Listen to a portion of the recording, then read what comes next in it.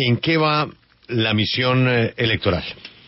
Pues Julio, esta misión electoral le presentó ayer al presidente Juan Manuel Santos las recomendaciones finales para una reforma electoral que se presentaría en alrededor de 15 días al Congreso de la República. Por eso saludamos a Alejandra Barrios, quien hace parte precisamente de esta misión. Doctora Barrios, buenos días y gracias por acompañarnos en la W.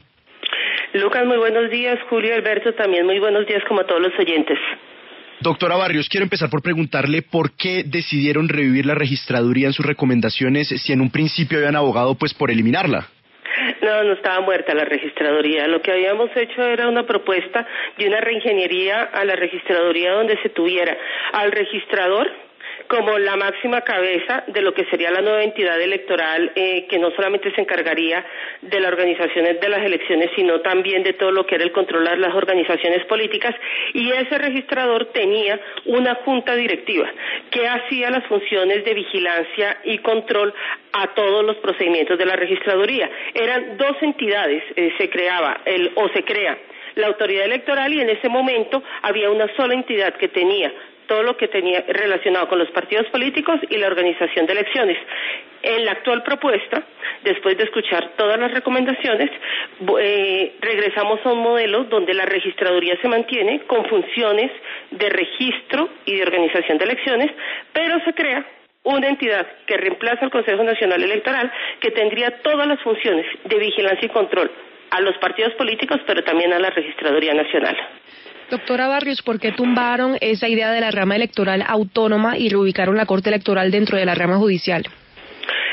Siempre estuvo ubicado dentro de la rama judicial. Colombia tiene una tradición de 3 ramas, la ejecutiva, la legislativa y la judicial.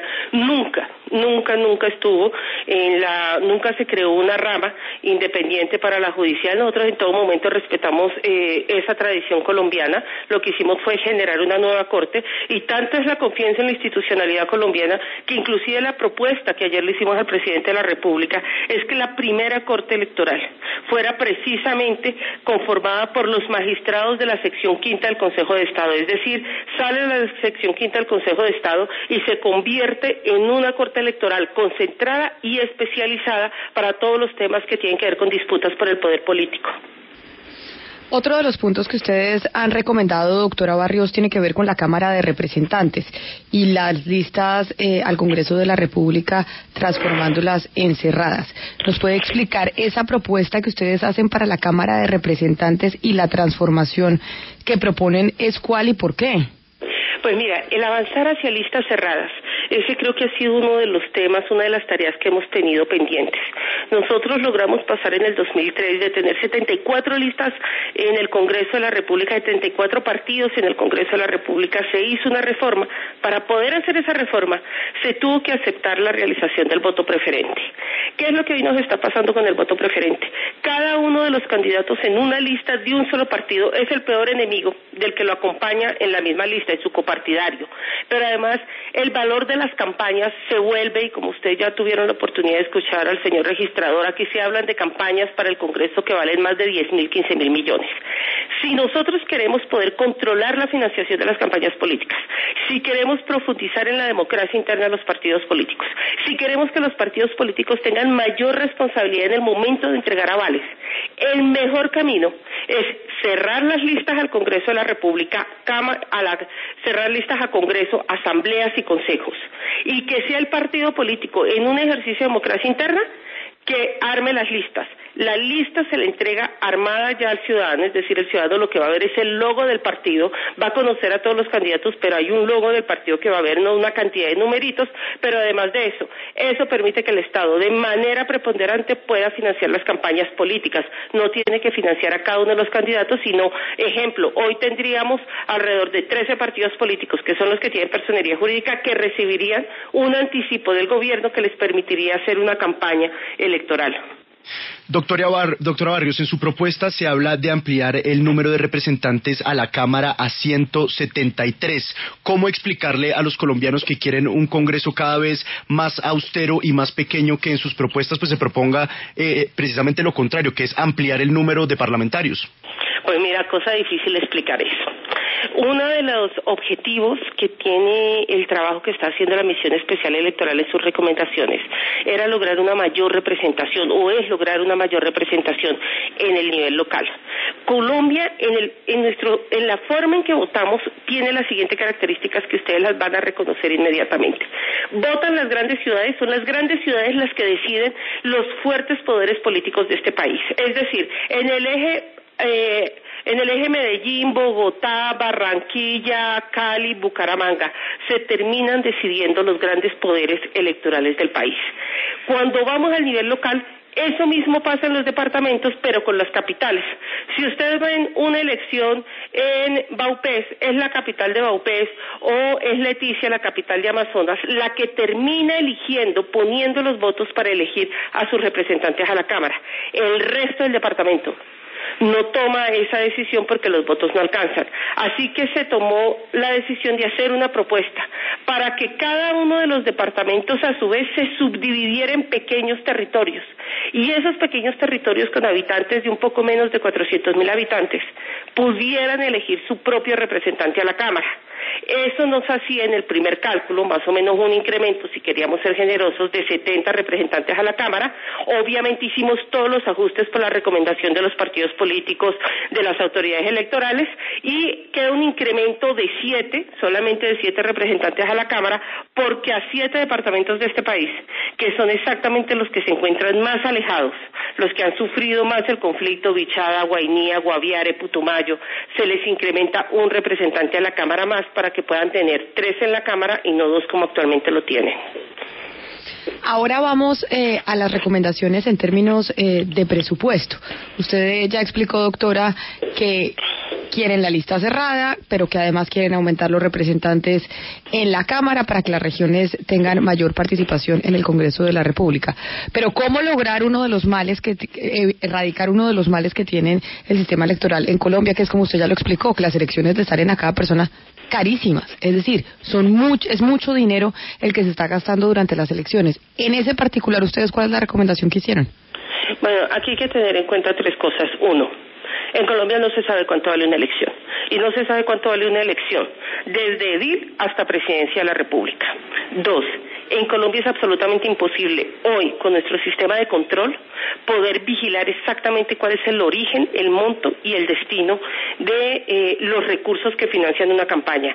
Y 3, muchas veces los recursos de financiación de una campaña son parte de negocios personales de candidatos debido a esa falta de posibilidad de hacer controles sobre las cantidades de recursos que se mueven en los procesos electorales. Teniendo en cuenta estos 3 factores, se toman unas decisiones para fortalecer la autoridad electoral de vigilancia y control. Primera decisión, el nuevo Consejo Electoral colombiano va a tener presencia en los 34 departamentos del país. Esa presencia les va a permitir hacer un mayor control, ya que tendría también funciones de policía judicial, del monto, origen y destino de los recursos de las campañas políticas. En segundo lugar, en el momento en que se cierran las listas, que es precisamente ahí donde hay una mayor dificultad para poder hacer seguimiento a la financiación, los partidos políticos se vuelven los responsables del origen de los recursos con los que están financiando sus propias campañas políticas. Eso significa que la Corte Electoral les puede quitar hasta la personería jurídica si falsean la información frente a la financiación de las campañas. Y en tercer lugar, la UIAF tendría la UIAF, que es la Unidad de Inteligencia en Materia Financiera, una unidad dentro de la UIAF especializada en materia electoral. Eso significa que todos los que son candidatos serían sujetos de seguimiento. Inmediatamente empiezan sus cuentas, obviamente, inmediatamente empieza el proceso electoral para que no se financien por debajo de la mesa, sino que la plata se ponga por encima de la mesa. Esa me parece que esa tiene dientes, esa sí tiene dientes fuertes. Pero mire, doctora Alejandra, yo la admiro profundamente por su conocimiento pero también por su valentía para meterle la muela a este tema, porque es que la historia de Colombia arranca con este problemita, es decir, cuando se creó la Junta Suprema en 1810, la bronca entre los colombianos antes de la independencia arrancó dándonos en la jeta precisamente por el tema electoral. Y hoy, en 2017, perfeccionar una reforma que tenga el peso que usted le está dando a la recomendación me parece sumamente delicada y muy difícil. Pero para no quedarnos en la historia, me parece que el otro tema que queda sobre el tapete es el de la circunscripción nacional, porque es a la circunscripción nacional que se le atribuye el exagerado costo de las campañas para los candidatos. ¿Qué opinión tiene la Comisión respecto de la circunscripción nacional? Y si no se ha considerado la posibilidad de que la circunscripción nacional no fuera sino para determinadas minorías muy especificadas en la ley. Alberto, usted tiene toda la razón. Uno, digamos, hacer campaña en un país con 1.102 municipios, con 32 departamentos, donde zonas donde se pueden demorar en llegar uno tranquilamente 2-3 días en volador, es decir, en lancha, es absolutamente costoso. ¿Qué fue lo que además ayudó a pervertir el sistema? Que en esa representación nacional del Congreso, para el Senado de la República, tuviéramos listas abiertas. Eso significa que tenían que salir cada uno de los candidatos a buscar los fondos para poder generar un nicho, es decir, tener un comportamiento parecido al de la Cámara de Representantes y tener los votos para llegar al Senado. Es decir, tenían cargo de senador, pero comportamiento local de representante a la Cámara. ¿Nosotros qué hicimos? Vimos obviamente la posibilidad de acabar con la representación nacional y volver todo representación departamental. Si esa era la decisión, la pregunta viene siendo entonces, ¿vale la pena tener un sistema bicameral? Cuando hicimos el análisis de eso, tomamos la decisión más bien de profundizar en lo que fue el espíritu y la Constitución de 1991 de tener una Cámara de Representación Nacional y la Cámara de Representación Local, que es la de Cámara de Representantes. ¿Qué hicimos con la de Representación Nacional y por qué es importante? Si uno logra tener las listas cerradas, que va a ser la gran apuesta en el Congreso de la República, los partidos políticos sí van a poder dar en el Senado de la República grandes debates nacionales, porque lo que se va a quitar inmediatamente es la posibilidad de decir que determinado candidato es de una región del país, porque no se van a saber de dónde vienen sus votos. Los votos son de la totalidad de la lista. Entonces, eso les va a permitir además poder seleccionar candidatos que puedan venir o de la academia o de movimientos sociales o que representen unos intereses o unas políticas determinadas que le digan algo a la ciudadanía.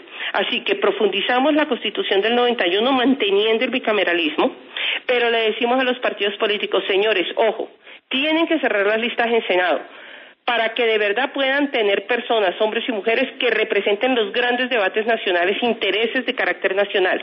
Y en lo local, por eso esa propuesta que yo sé que es tan antipática de incrementar en 7 los representantes a la Cámara, pero donde les decimos, y en cambio aquí la representación sí va a ser muchísimo más local. En territorios de 400.000 habitantes va a tener un representante a la Cámara. Es decir, Bogotá, por ejemplo, se subdividiría en territorios de 400.000 habitantes, nos darían alrededor de 17 representantes, y eso hace una representación muy local frente a una representación nacional. Doctora Alexandra, muchas gracias por atendernos. Una feliz mañana. No, a ustedes muchísimas gracias por la invitación y siempre dispuesta a atender la invitación de ustedes. Gracias.